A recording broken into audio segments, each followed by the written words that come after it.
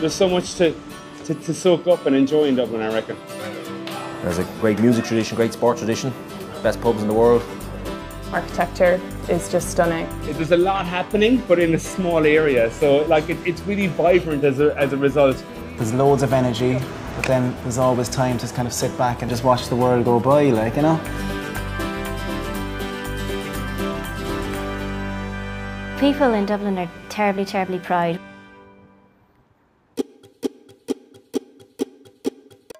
There's a big trend around food at the moment. There's been a really nice movement of using like the sort of traditional Irish foods, but with a modern twist. We opened up actually at the height of the recession. What we felt was people were looking for a different type of experience. We make everything from scratch. You can't even buy Coca-Cola from us. Brother Hubbard is in part an antidote to the chains and franchises out there, so that's why the staff are the way they are. They're big spirits and big personalities welcoming you every time you come in. The food is, you know, quite simple. You don't come here to feel very stuffed. Here you come for a gastronomic experience. We have people hugging us when they leave here. They're like, "We loved it so much, thank you."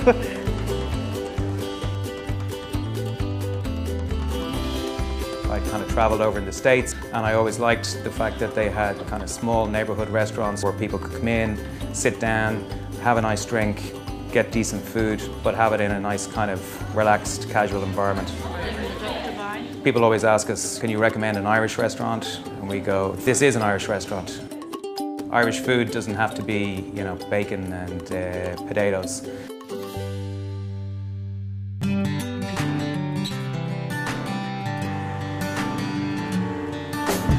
This has been a museum since it opened in 1890. It's free to everybody to come in.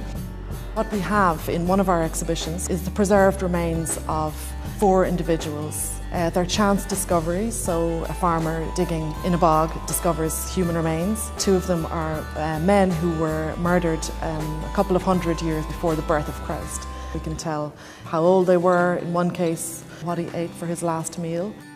There's something about, you know, looking at someone exactly the same as yourself that I think people find very enigmatic. There's been a cathedral here since 1028 when the Viking king founded it.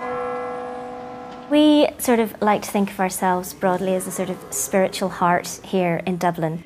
We'd like people to come and experience the beautiful architecture, but also to have some sort of experience of, you know, very spiritual place, and to just sit in it for, you know, 10-15 minutes and just appreciate the peace and the way the light moves around the building and through the stained glass.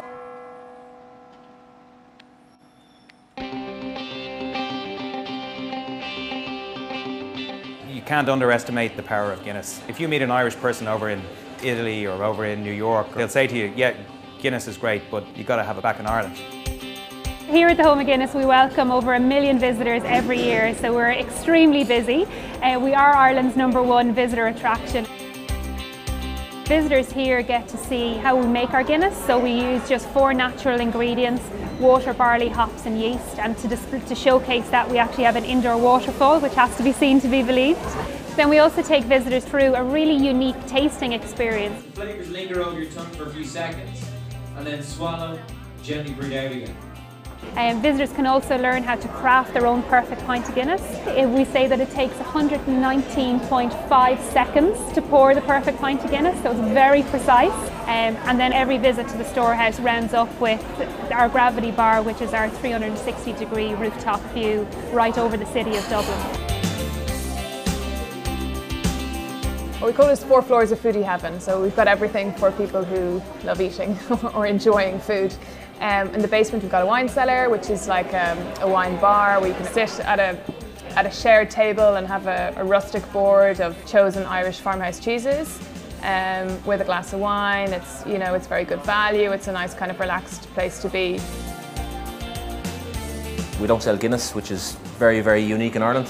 There's nothing wrong with Guinness, you know, if every restaurant in Dublin served the same food, it would just be weird, but yet every bar serves the same beverages, and we just offer something different, a different choice, you know. And we believe the stouts and porters we have are far superior to Guinness, taste-wise.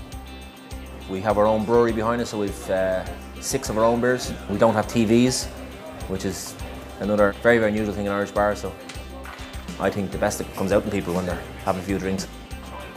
No great conversation ever started with it. You know, I was having a salad.